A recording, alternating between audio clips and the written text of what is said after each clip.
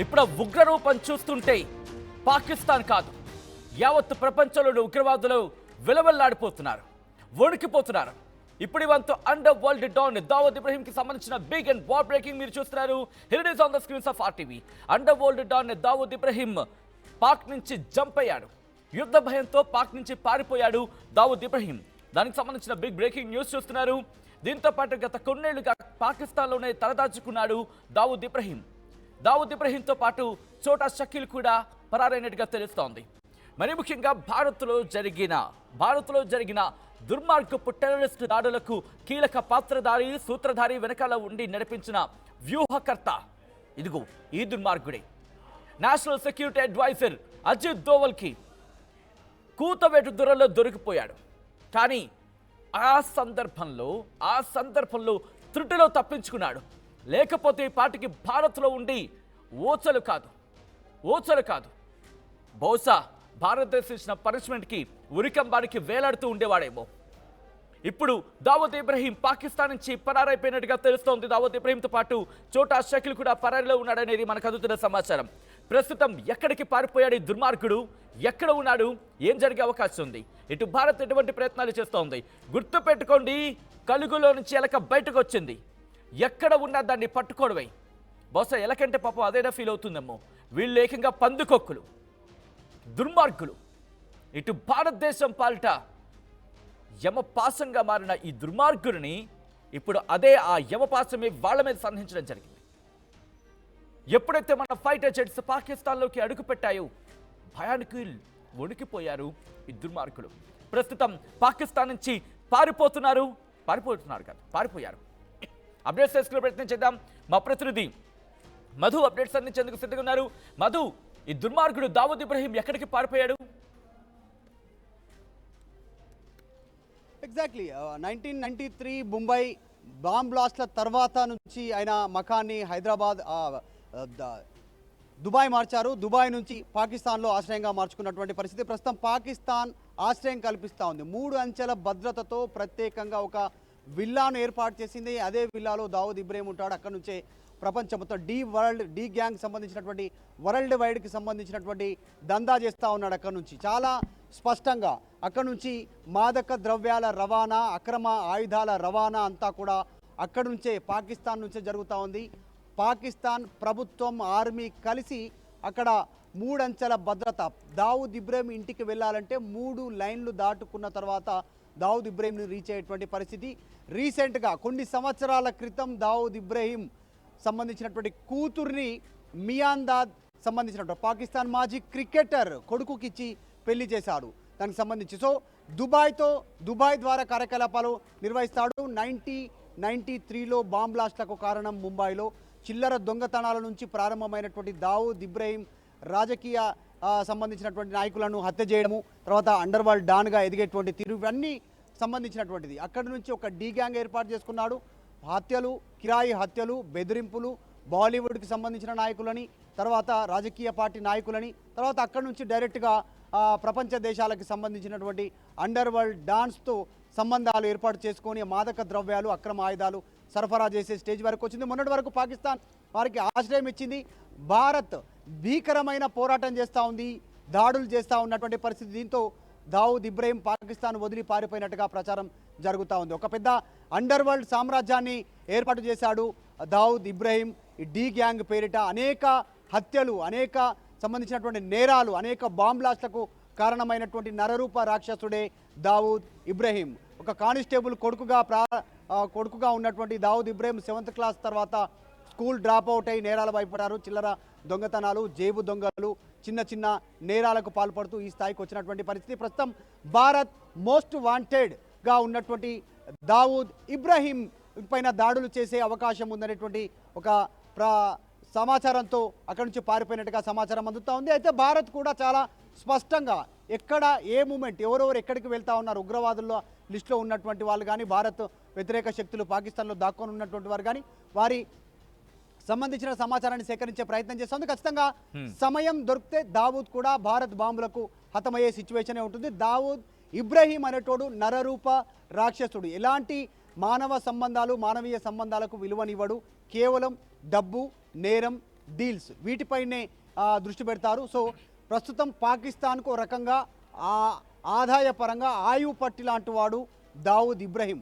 మనం చూసాం ఒక దావూద్ ఇబ్రహీమే గాడు పాకిస్తాన్లో ఇలాంటి నరరూప రాక్షసులైనటువంటి చాలా మంది అక్కడే ఆశ్రయం పొందుతా ఉన్నారు. మసూద్ అజారే, హఫీజ్ సయ్యద్, తర్వాత గతంలో ఒబామా సమయంలో దాడి చేసి చంపినటువంటి ఒసామా బిన్ లాడెన్. సో ఉగ్రవాదానితో సంబంధాలు ఉన్నటువంటి వాళ్ళు, ఆర్థికంగా మిగతా పరంగా అంటే డైరెక్ట్గా లింకులు ఉన్నటువంటి ప్రతి ఒక్కరికి పాకిస్తానే ఆశ్రయం ఇస్తూ ఉంది. సో ఈ నేపథ్యంలో ఈ భారత్ దాడుల నేపథ్యంలో పారిపోయినట్టుగా ప్రచారం జరుగుతూ ఉంది. ఎక్కడున్నా ఖచ్చితంగా ఈసారి మాత్రం భారత్ అటాక్ చేసే అవకాశం కనిపిస్తూ ఉంది. రైట్, దావూద్ ఇబ్రహీం ఈ వ్యక్తిని పట్టుకోవడానికి కేవలం భారత్ మాత్రమే కాదు, అమెరికా కూడా వెతుకుతోంది. కాబట్టి ఇప్పుడు ఈ వ్యక్తిని ఆ కలుగులో ఉన్న పందుకు బయటకు వచ్చింది కాబట్టి ఇది కేవలం భారత్ మాత్రమే కాదు, యావత్ ప్రపంచం ఇప్పుడు అదును చూసి మట్టు పెట్టబోతోందా ఈ దుర్మార్గుణ్ణి? ఎగ్జాక్ట్లీ. ఒక దావూద్ ఇబ్రహీమే కాదు, దావూద్ ఇబ్రహీంకి సంబంధించినటువంటి అనేక టీం ఉంది. చోటా షకీల్ అని, ఇంకా కొద్దిమంది రైట్ లెఫ్ట్ గ్యాంగ్ అని సపరేట్ గ్యాంగ్స్ విడిపోయాయి. వీళ్ళంతా కూడా అటాక్ చేస్తూ బెదిరింపులకు పాల్పడుతూ ఫోన్లు చేస్తూ కిడ్నాప్ చేస్తామని ఇలా ఈ రకంగా డి సంబంధించినటువంటి పేరిట వీళ్ళంతా ప్రపంచవ్యాప్తంగా దాడులకు, భయభ్రాంతులకు, అటాక్స్కి, మాదక ద్రవ్యాలతో ముందుకు పోతా ఉన్నటువంటి పరిస్థితి. ఖచ్చితంగా భారత్ టార్గెట్ లిస్ట్లో పాకిస్తాన్లో ఎవరెవరైతే ఉన్నారో, దాక్కొని ఉన్నారో, ఆశ్రయం పొందుతున్నారో, పాక్ ప్రభుత్వం, పాక్ ఆర్మీ సహాయం చేస్తూ ఉందో వారి కోసం వారందరిపైన భారత్ కన్నేస్తుంది. చాలా కీలకమైనటువంటి అప్డేట్ వచ్చే అవకాశం కూడా కనిపిస్తూ ఉంది. ఈరోజు సిడిసి మీటింగ్ తర్వాత ఆల్రెడీ రాజ్నాథ్ సింగ్ ప్రధాని మోదీతో భేటీ అవుతా ఉన్నారు. అమిత్ షా కూడా భేటీ అయ్యారు. మోదీ కూడా కీలకమైనటువంటి సమాచారం ఇచ్చే అవకాశం ఉంది. ఈరోజు సాయంత్రం 5:30 భారత ప్రభుత్వం మీడియా సమావేశం తర్వాత బ్రీఫ్ ఇవ్వనున్నారు.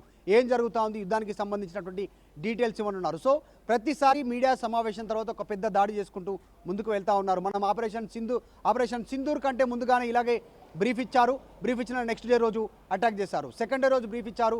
Operation Sindoor first day attack తర్వాత మళ్ళీ నిన్న అటాక్ చేసినటువంటి సిచ్యువేషన్ ఇంకా కొనసాగుతూ ఉన్నాయి. సో ఈ రోజు బ్రీఫింగ్ ఉంటుంది. మళ్ళీ ఎలాంటి స్టెప్ తీసుకోబోతా ఉంది భారత్ అనేటువంటి దానిపైన చర్చ కొనసాగుతుంది. అందులో భాగంగానే దావూద్ ఇబ్రహీం లాంటి ఒక నరరూప రాక్షసులు భారత్ పైన దాడి చేసి అమాయకులు దాదాపు 257 మంది ప్రాణాలను బలి తీసుకున్నటువంటి ఒక ఇలాంటి రాక్షసుడు, తర్వాత 700 మంది పైగా గాయపడ్డటువంటి పరిస్థితి బాంబ్ బ్లాస్ట్లో 1993. సో మోస్ట్ వాంటెడ్గా ఉన్నాడు కాబట్టి భయం వెన్నులో వణుకు పుడతా ఉన్నటువంటి పరిస్థితి. ఇన్ని రోజులు పాకిస్తాన్ ఆశ్రయం ఇచ్చింది, కానీ ఇక నుంచి కష్టం. ఎందుకంటే పాకిస్తానే వేరే ఆశ్రయం కోరుతా ఉంది. ప్రధాని బంకర్లో దాక్కున్నటువంటి సిచ్యువేషన్. ఖచ్చితంగా ఈ సమాచారంతో దావూద్ ఇబ్రహీం పారిపోయినట్టుగా సమాచారం అంతా ఉంది. రైట్, అయితే ఇక్కడ గతంలో చూసుకున్నప్పుడు మరి ముఖ్యంగా తాలిబాన్లు ఆశ్రయం ఇచ్చారు ఈ దావూద్ ఇబ్రహీం అనే వ్యక్తిని. సో ఇప్పుడు ఆఫ్ఘనిస్తాన్కి మళ్ళీ పారిపోయే అవకాశం ఉంది, ఎందుకంటే ప్రస్తుతం వాళ్ళ రాజ్యం అక్కడ నడుస్తోంది. బట్ ఇప్పుడు మారిపోయిన తాలిబాన్లు అంటూ ఒక చర్చ జరుగుతున్న నేపథ్యంలో ఇటు ఆఫ్ఘనిస్తాన్కి వెళ్ళే అవకాశం ఉందనుకోవాలా, లేకపోతే సాధారణంగా ఇటువంటి వ్యక్తులు ఏ లండన్కు, ఇటు పశ్చిమ దేశాలకు పారిపోతూ ఉంటారు. ఇప్పుడు అటువైపు పారిపోయే అవకాశం ఉండిందా? అంటే ఎలా చూడాలి? పశ్చిమ దేశాలకు పారిపోయి ఉంటాడు అనుకోవాలా, లేకపోతే ఆఫ్ఘనిస్తాన్లో తల దాచుకునే అవకాశం ఉందా? ఎగ్జాక్ట్లీ. అంటే గతంలో చర్చ జరిగింది దుబాయ్లో ఉంటాడు, ఎందుకంటే దుబాయ్ కేంద్రంగా డి గ్యాంగ్ పనిచేస్తూ ఉంది. అక్కడ నుంచే ఆపరేషన్స్ చేస్తూ ఉంది. మాదక ద్రవ్యాలను ప్రపంచానికి ఎగుమతి చేయడం. ఆఫ్ఘనిస్తాన్, పాకిస్తాన్, తర్వాత అజర్బైజాన్ ఈ దేశాల నుంచి వచ్చేటువంటి మాదక ద్రవ్యాలను డ్రగ్స్ రూపంలో వాటిని తయారు చేసి ఇతర దేశాలకు అమ్మాలి, యువతను పాడు చేయాలి, అక్కడ ఉన్నటువంటి దేశంలో ఉన్నటువంటి సంపదను కొల్లగొట్టాలి, వారిని తనకు లోబరుచుకోవాలి, ఈ రకమైనటువంటి ప్లాన్తో ముందుకు వెళ్ళాడు. తర్వాత అక్రమ ఆయుధాలను సరఫరా చేయడము, వారితో డీల్స్ ఏర్పాటు చేసుకోవడం, ఇదే ప్రధానమైనటువంటి వృత్తి దావూద్ ఇబ్రహీంది. సో దుబాయ్లో ఉంటాడు అనేటువంటి గతంలో చర్చ జరిగింది. కానీ దుబాయ్ యాక్సెస్ ఫర్ ఆల్, దుబాయ్కి ఎవరైనా వెళ్ళొచ్చు, సాధారణ ప్రజలు కూడా దుబాయ్కి వెళ్ళే అవకాశం ఉంటుంది. దుబాయ్లో ఫ్రీడమ్ ఎక్కువ, ఖర్చు ఎక్కువ ఉన్నప్పటికీ కూడా, లగ్జరీ లైఫ్ ఉన్నప్పటికీ కూడా ప్రతి ఒక్కరికి యాక్సెస్ ఉంటుంది దుబాయ్లో. సో అక్కడ సేఫ్ కాదనేటువంటి కారణంతోనే పాకిస్తాన్లోనే షెల్టర్ తీసుకుంటున్నాడు. 3 అంచెల భద్రతతో ఉన్నటువంటి నివాసంలో పోలీసులు, అక్కడ ఉన్నటువంటి ఆర్మీ, ప్రభుత్వమే పూర్తి రక్షణ ఏర్పాట్లు చేసింది అనేటువంటిది గతంలో వినిపించింది. పాకిస్తాన్ లేడు అని చెప్తున్నప్పటికీ కూడా పాక్ పైన భారత్ చేస్తున్న భీకర దాడులకు భయపడే దావూద్ ఇబ్రహీం పారిపోడే అనేటువంటి చర్చ జరుగుతూ ఉంది. ఇటు ఆఫ్ఘనిస్తాన్లో కూడా ఆల్రెడీ ఆఫ్ఘనిస్తాన్ నుంచి తాలిబాన్లు పాకిస్తాన్ పైన అటాక్ చేస్తూ ఉన్నటువంటి సిచ్యువేషన్. సో ఎక్కడున్నాడు దావూద్ ఇబ్రహీం అనేటువంటిది ఇప్పుడు ఒక బిగ్ క్వశ్చన్. ఖచ్చితంగా ఐడెంటిఫై చేసేటువంటి పనిలో నిఘా వర్గాలు ఉన్నాయి. ఎందుకంటే ఇన్ని రోజులు ఎక్కడున్నాడో తెలీదు. ఫోటో లేదు, కేవలం గతంలో పాత ఫోటో మాత్రమే వైరల్ అవుతా ఉంది.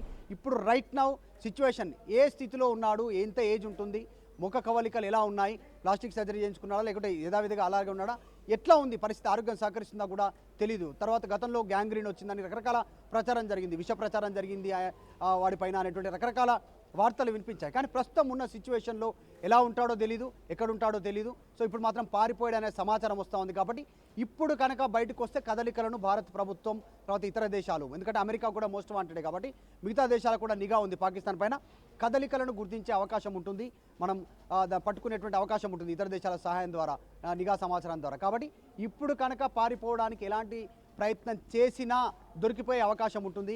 చూడాలి మరి దావూద్ నిజంగా యుద్ధం ప్రారంభం కంటే ముందే అదురుక్త నేపథ్యంలో పారిపోయాడా, ఇప్పుడు మూవ్ అయ్యే ప్రయత్నం చేస్తా ఉన్నాడా తెలిసే అవకాశం ఉంది.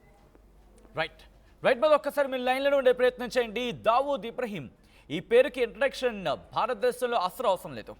ఎక్కడ ఉంటాడో ఎలా ఉంటాడో అనేది కాకుండా పేరు చెప్తే చాలు అతడి నేర చరిత్ర గురించి పుంఖాలుగా వ్యాసాలు మనకి కనిపిస్తూ ఉంటాయి.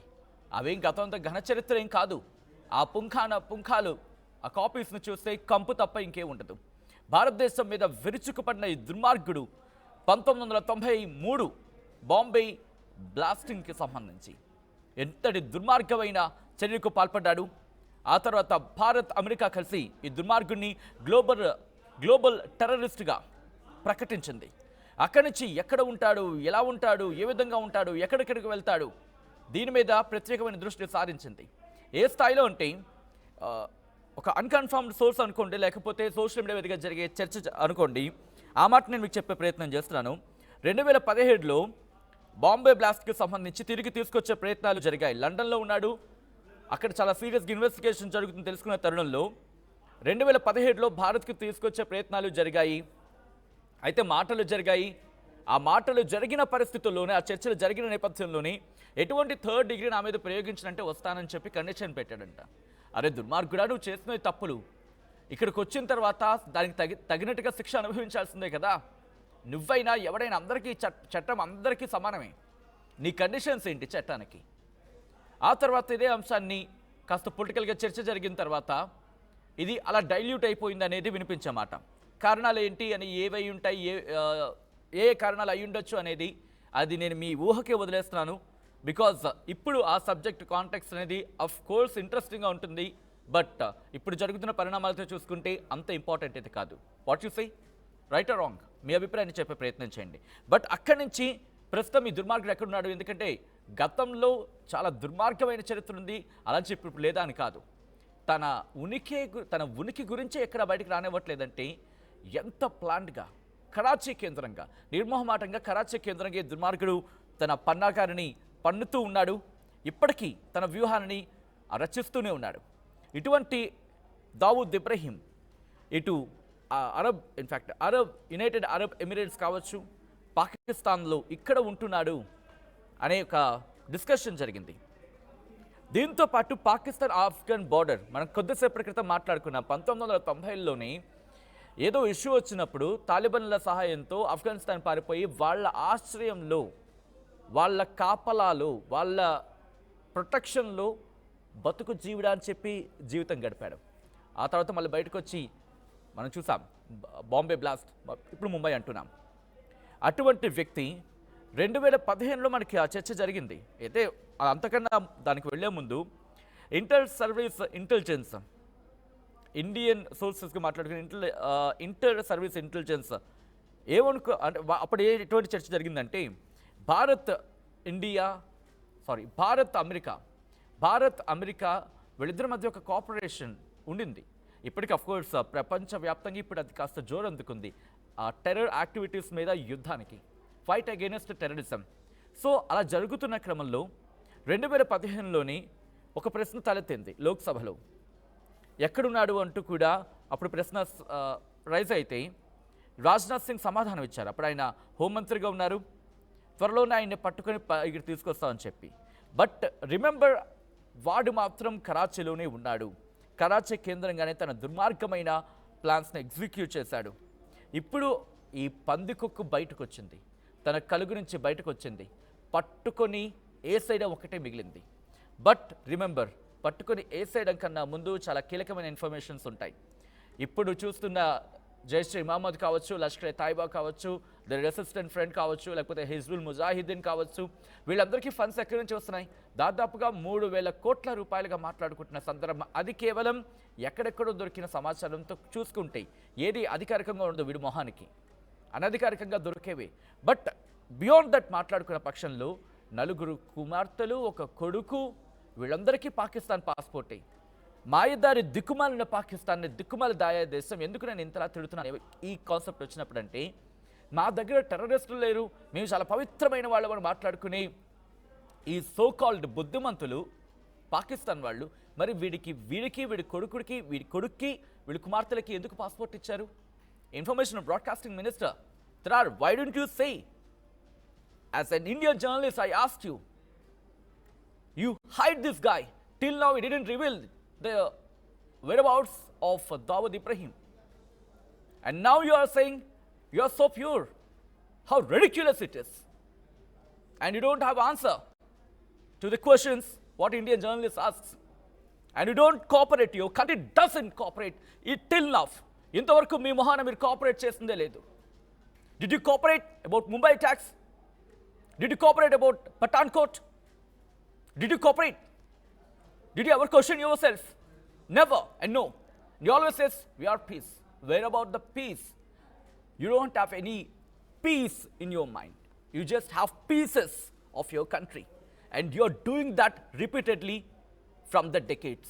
Remember, this time India won't tolerate. And this time India is a powerful Bharat.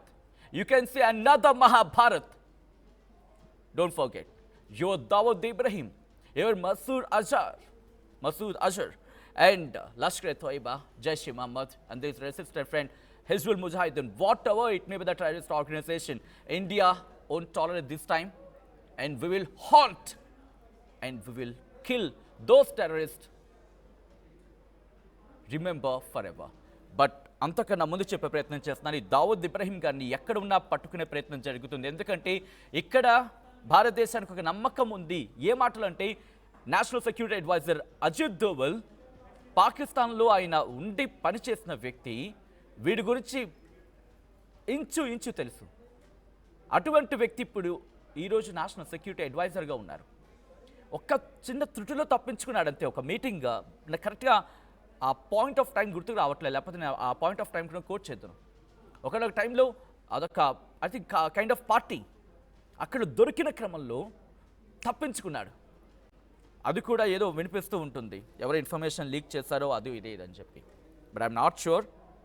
కానీ ఒకవేళ దొరుకుంటే కనుక ఈరోజు భారతదేశం ఇంకా పీస్గా ఉండేది, ఇంకా దూసుకుపోయి ఉండేది. ఈ దుర్మార్గుని పట్టుకోవాల్సిందే. ప్రపంచంలో ఏ మూల ఉన్నా వెతికి వేటాడి తల తెంపాల్సిందే.